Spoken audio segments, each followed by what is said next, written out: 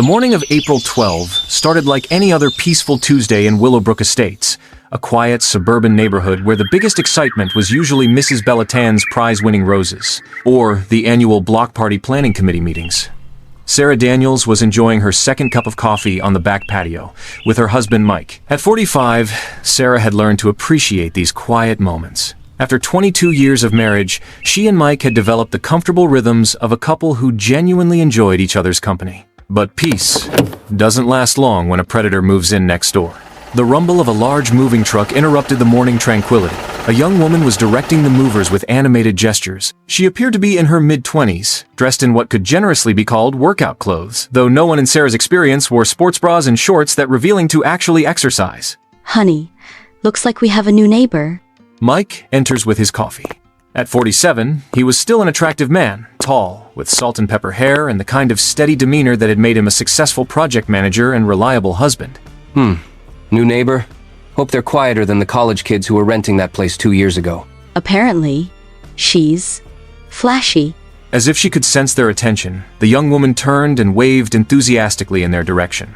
Her smile was brilliant white and perfectly practiced, as if belonged on magazine covers. Hi there, I'm Brittany Walsh. I guess we're going to be neighbors. Hi, welcome to the neighborhood.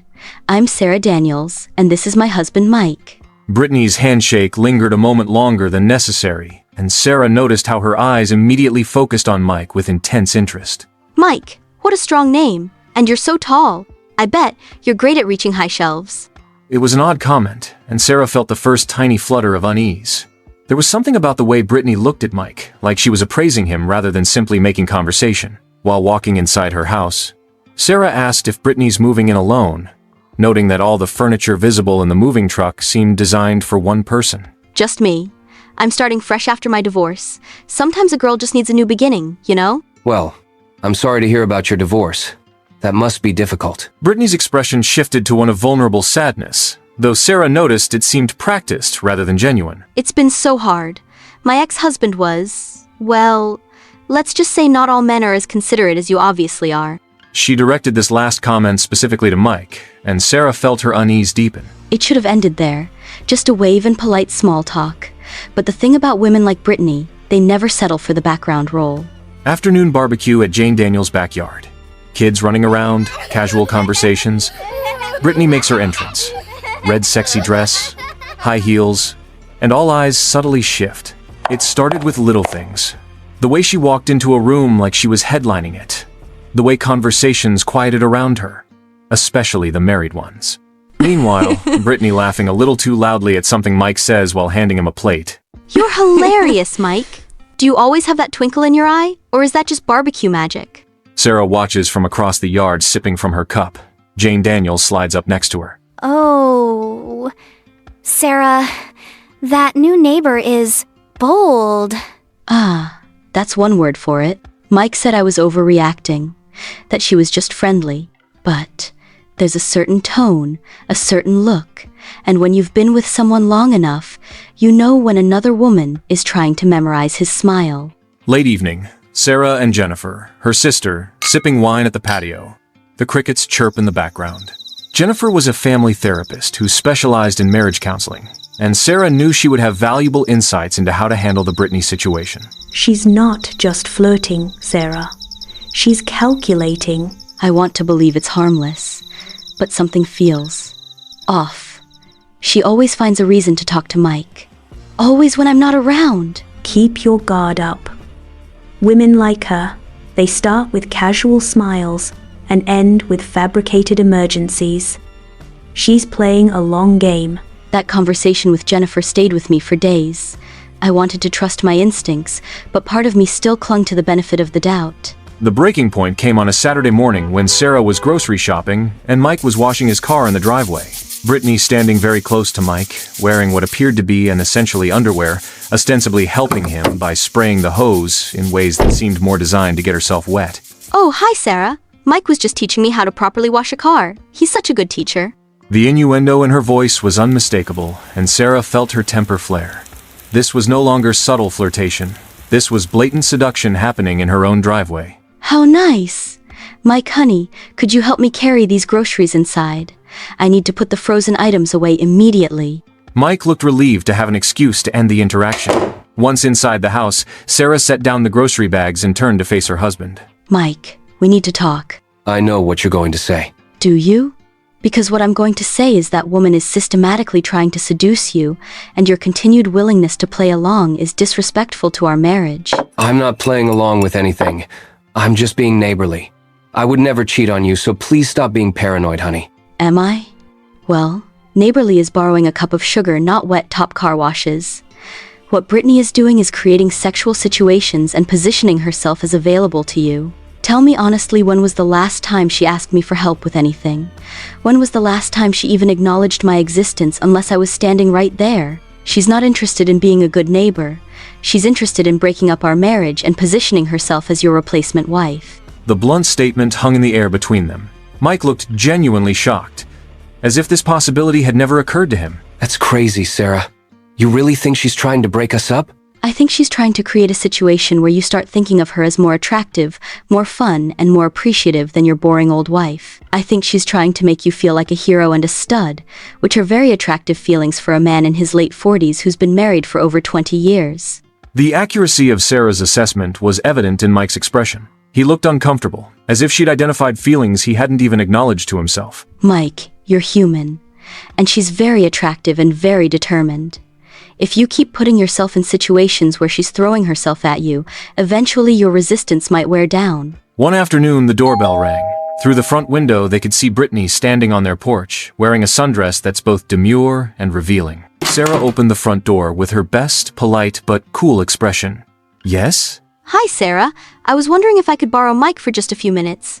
I'm having trouble with my garbage disposal, and I'm afraid I might break something if I try to fix it myself.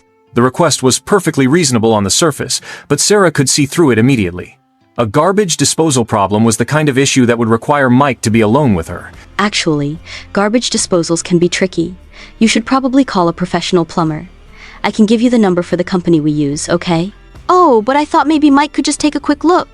He seems so handy with tools. He is handy, but garbage disposals involve both plumbing and electrical components.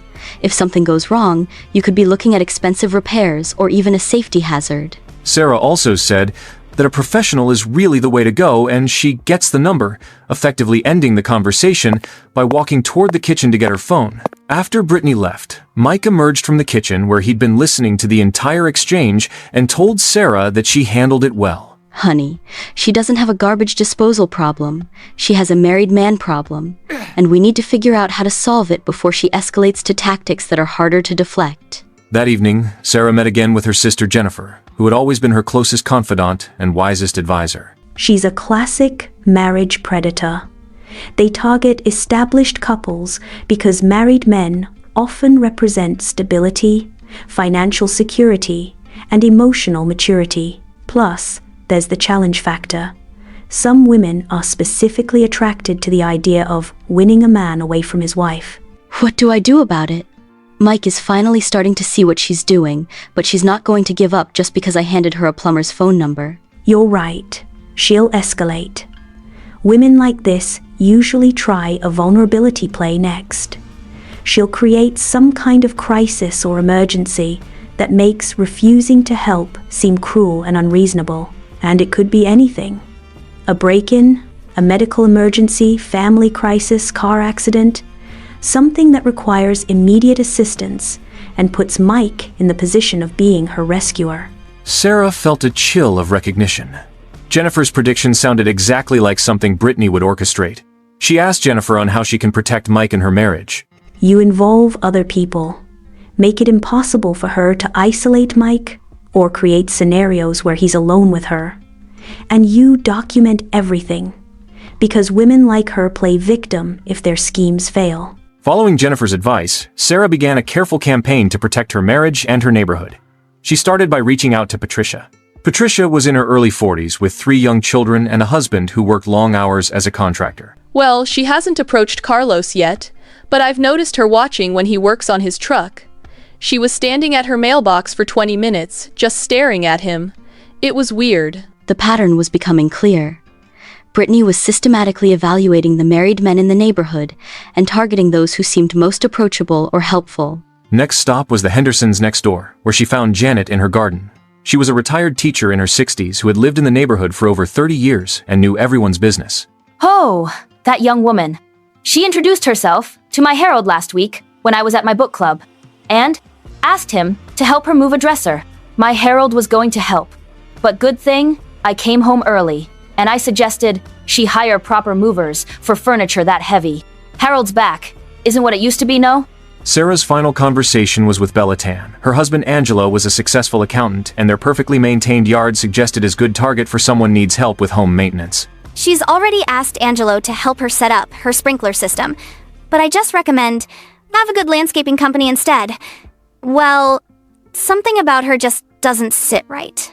I can tell. By the end of the day, Sarah had confirmed that Brittany was indeed targeting multiple married men in the neighborhood. More importantly, she'd alerted the other wives to the situation and established a network of women who were all paying attention to Brittany's behavior. That evening, Sarah shared her findings with Mike, who seemed genuinely surprised by the scope of Brittany's campaign. She's asked 3 other husbands for help with things? That does seem like a lot. Mike, honey, she's not actually helpless. She's creating situations that allow her to interact with married men while their wives aren't around. It's a deliberate strategy, right? What do you think she's really after? I think she's looking for a husband. Not a boyfriend or a casual relationship, but a ready-made life with an established man who can provide her with financial security and social status. She doesn't want to build something with a single man. She wants to take over what someone else has already built. And it's predatory. And it's not going to stop until either she finds a vulnerable target or the neighborhood makes it clear that her behavior is unacceptable. As if to prove Sarah's point, the next morning brought a perfect example of Brittany's escalating tactics. Mike was loading his car for a business trip when Brittany appeared in her driveway, and apparently struggling with a large box that she claimed contained a new bookshelf. Mike, could you help me? This box is so heavy and I'm afraid I'm going to hurt myself. Hey, Brittany, I notice you've been having a lot of problems that require help from the men in the neighborhood. Have you considered hiring a handyman service? There are actually several good companies in town that can help with furniture, assembly, repairs, and maintenance. Brittany's expression shifted from helpless damsel to calculating predator for just a moment before she recovered her innocent act. Oh, I couldn't afford to hire people for every little thing. I thought neighbors were supposed to help each other, right?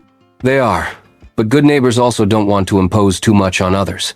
A handyman would probably charge $50 to assemble that bookshelf and save you from having to ask busy neighbors.